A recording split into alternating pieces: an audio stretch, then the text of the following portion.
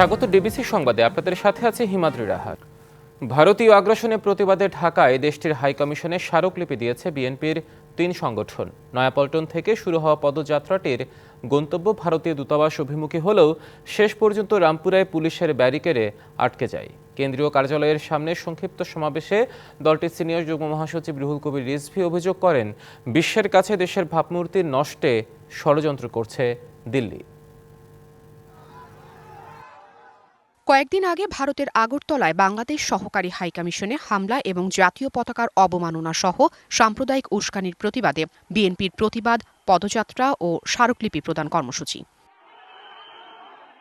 রবিবার সকাল থেকে নয়াপল্টনে বিএনপির কেন্দ্রীয় কার্যালয়ের সামনে জড়ো হয় যুবদল, স্বেচ্ছাসেবক দল ও ছাত্র দলের হাজারো নেতাকর্মী। গন্তব্য বারিধারার ভারতীয় হাইকমিশন। এ সময় স্লোগানে মুখরিত হয়ে ওঠে পুরো নয়াপল্টন এলাকা। প্ল্যাকার্ডে প্রতিবাদের ভাষা। পরে বেলা 11:30টায় শুরু হয় পদযাত্রা।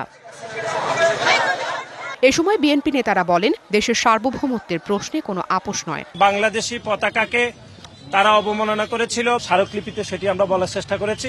বিএনপির সিনিয়র যুগ্ম মহাসচিব রুহুল কবির রিজভী বলেন, কট্টর হিন্দুত্ববাদী ভারতীয় শাসকরা শেখ হাসিনার পক্ষ নিয়ে বাংলাদেশকে ঘিরে একের পর এক ষড়যন্ত্র করেই চলেছে। ভারতের শাসক শ্রেণী যা করছেন, এটা পৃথিবীর ইতিহাসে এবং রাষ্ট্রবিজ্ঞানের ভাষায় একবারে সরাসরি আগ্রাসন ছাড়া আর কিছু নয়। ওদের মনের ভিতরে হচ্ছে কট্টর হিন্দুত্ববাদী হিংসা ছাড়া ওদের মধ্যে কিছু নেই। ভয়ঙ্কর মিথ্যা কথার বেষ্টনী তৈরি করে গোটা বিশ্বকে বিভ্রান্ত করার যে প্রচেষ্টা চালাচ্ছেন, সেটাতে কোনো লাভ হবে না। স্বেচ্ছাসেবক দলের সভাপতি ও সাধারণ সম্পাদক সহ 6 সদস্যের প্রতিনিধি দল ভারতের হাইকমিশনে স্মারকলিপি দেয়। এ সময় তারা ভারতীয় উগ্রবাদী কর্মকাণ্ডের নিন্দা জানান। ভারপ্রাপ্ত চেয়ারম্যান জনাব তারেক রহমান সবসময় ঐক্যের কথা বলেছেন, বাংলাদেশের জনগণের অধিকারের কথা বলেছেন, স্বাধীনতা সার্বভৌমত্বের প্রশ্নে কোনো আপোষ নেই। আমরা চাই তারা বন্ধুসুলভ আচরণ করুক এবং আমরা আরো বলতে চাই, বাংলাদেশের স্বাধীনতা সার্বভৌমত্ব কারো দয়ার দান নয়।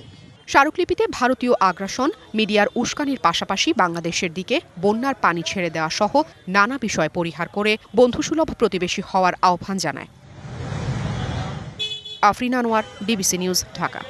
কূটনৈতিক সম্পর্কের দৃশ্যমান অবনতি এবং রাজনৈতিক উত্তেজনার মধ্যে সোমবার ঢাকায় বৈঠকে বসতে যাচ্ছেন বাংলাদেশ ও ভারতের পররাষ্ট্র সচিব। নিয়মিত অমীমাংসিত ইস্যু নয়, এবারের ফরেন অফিসে কনসালটেশনে গুরুত্ব পেতে পারে রাজনৈতিক নানান ইস্যু। বিশ্লেষকরা বলছেন, কূটনৈতিকভাবে সমস্যা সমাধানের আর কোনো বিকল্প নেই।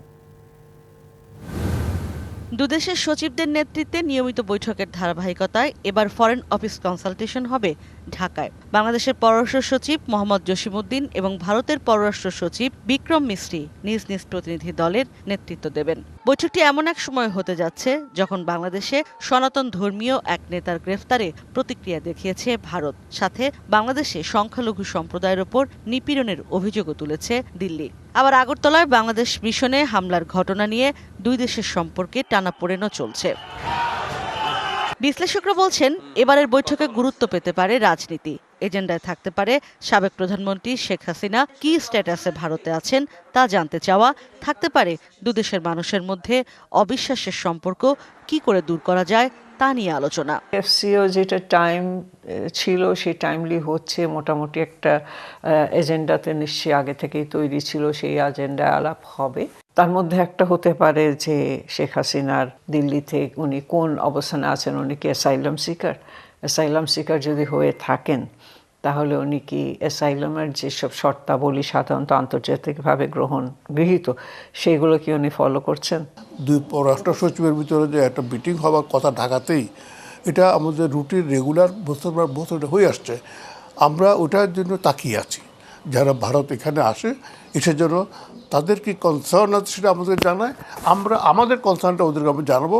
এদিকে রবিবার জাতীয় প্রেস ক্লাবে এক অনুষ্ঠানে পররাষ্ট্র উপদেষ্টা বলেছেন, বাংলাদেশ ভারতের মধ্যে সুসম্পর্ক দুই দেশের জন্যই জরুরি। ঠিক আছে, ভারতের অর্থনীতি অনেক বড়, কিন্তু এই যে এখন গত 2-3 মাস যাবত যে ব্যবসায় মন্দা যাচ্ছে দ্বিপাক্ষিক, সেটা কি শুধু বাংলাদেশকে এফেক্ট করছে? শুধু বাংলাদেশকে এফেক্ট করছে না, এত বড় অর্থনীতির দেশ ভারত, তাকেও কিন্তু এফেক্ট করছে। এই অচল অবস্থা আমরা কাটিয়ে উঠতে পারবো। অচল অবস্থা কাটিয়ে ওঠার জন্য সবচেয়ে গুরুত্বপূর্ণ হচ্ছে আপনার পারস্পরিক যেই যোগাযোগ স্থাপন। শেখ হাসিনার সরকারের পতনের পর ডক্টর মোহাম্মদ ইউনূসের নেতৃত্বাধীন অন্তর্বর্তী সরকার ক্ষমতায় আসার পর দুদেশের মধ্যে এটি প্রথম উচ্চ পর্যায়ের বৈঠক। ইশরাত জাহান উর্মি, ডিবিসি নিউজ, ঢাকা। আওয়ামী লীগ সরকার সততার বদলে শঠতা, বিচারের বদলে নিপীড়ন, আশ্রয়ের বদলে নির্যাতনকে স্বাভাবিক ব্যাপারে পরিণত করেছে বলে মন্তব্য করেছেন প্রধান বিচারপতি সৈয়দ রেফাত আহমেদ। এখন থেকে জনগণ কেন্দ্রিক বিচার ব্যবস্থা গড়ে তোলার প্রতিশ্রুতি দিয়েছেন তিনি। সকালে রাজধানীর শেরেবাংলা নগরের আয়োজিত 2 দিনব্যাপী সিটিজেন্স কনফারেন্সের উদ্বোধন অনুষ্ঠানে এসব কথা বলেন তিনি। এ সময় সরকার পরিবর্তন হলেই শাসন ব্যবস্থার পরিবর্তন হয় না বলে মন্তব্য করেন ডক্টর দেবপ্রিয় ভট্টাচার্য। বলেন, জুলাই বিপ্লবের প্রতি সম্মান জানাতে হলে আগের সময়ের পাচার ও লুটপাট বন্ধ করে সমাজে সুশাসন প্রতিষ্ঠা করতে হবে। এ সময় ঢাকায় নিযুক্ত ইউএনডিপির আবাসিক প্রতিনিধি বলেন, সরকারের প্রতি আস্থা ও বিশ্বাস না থাকলে সংস্কারের ফলপ্রসূ হয় না। বাংলাদেশ নীতি সংস্কারের একটি দারুণ সুযোগ রয়েছে জানিয়ে তা কাজে লাগানোর তাগিদ দেন তিনি। সাঁড়াশি অভিযানের মাধ্যমে দুদককে দলীয়, রাজনৈতিক ও আমলাতান্ত্রিক প্রভাবমুক্ত গড়ে তোলার দাবি জানিয়েছে দুর্নীতি বিরোধী আন্তর্জাতিক সংগঠন ট্রান্সপারেন্সি ইন্টারন্যাশনাল বাংলাদেশ টিআইবি। সকালে জাতীয় সংসদ ভবনের সামনে আন্তর্জাতিক দুর্নীতি বিরোধী দিবস উপলক্ষে মানববন্ধনে এই দাবি জানান প্রতিষ্ঠানটির নির্বাহী পরিচালক ডক্টর ইফতেখারুজ্জামান এবং বলেন, নতুন কমিশন নিয়োগ রাজনৈতিক প্রভাবমুক্ত রাখতে হবে। রাজনৈতিক ও আমলাতান্ত্রিক অঙ্গন যেন দুর্নীতি বিরোধী চেতনা নিয়ে চলতে পারে তৈরি করতে হবে এমন দুদক। এছাড়া বিচার বিভাগের নিয়োগ, পদায়ন, বদলি সহ বিচারিক প্রক্রিয়ায় রাজনৈতিক হস্তক্ষেপ বন্ধ ও অবিলম্বে বিচার বিভাগের জন্য পৃথক সচিবালয় গঠন সহ 14টি দাবি জানায় টিআইবি। কোনো বিদেশি অবৈধভাবে বাংলাদেশে থাকতে পারবে না, তালিকা করা হচ্ছে, এর মাধ্যমে ব্যবস্থা নেওয়া হবে। দুপুরে সচিবালয়ে বড়দিন ও 31st নাইটের আইনশৃঙ্খলা সংক্রান্ত বৈঠক শেষে এসব কথা বলেন স্বরাষ্ট্র উপদেষ্টা অবসরপ্রাপ্ত lieutenant general Mohammad Jahangir Alam Chowdhury. 31st নাইটে সকল বার বন্ধ থাকবে, ফানুস এবং আতশবাজি নিষিদ্ধ বলে জানান স্বরাষ্ট্র উপদেষ্টা। কোনো বিদেশি অবৈধভাবে বাংলাদেশে থাকতে দেওয়া হবে না। অনেক দেশেরই আছে, আমি কোনো দেশের নাম মেনশন করতে চাচ্ছি না, বাট কোনো দেশেরই আমরা এই অবৈধ নাগরিককে বাংলাদেশে থাকতে দিব না। আমরা প্রথমের আগে লিস্টটা পেয়ে তারপর আবার আমরা কত দিনের মধ্যে করব এটা আপনাদের জানাবো।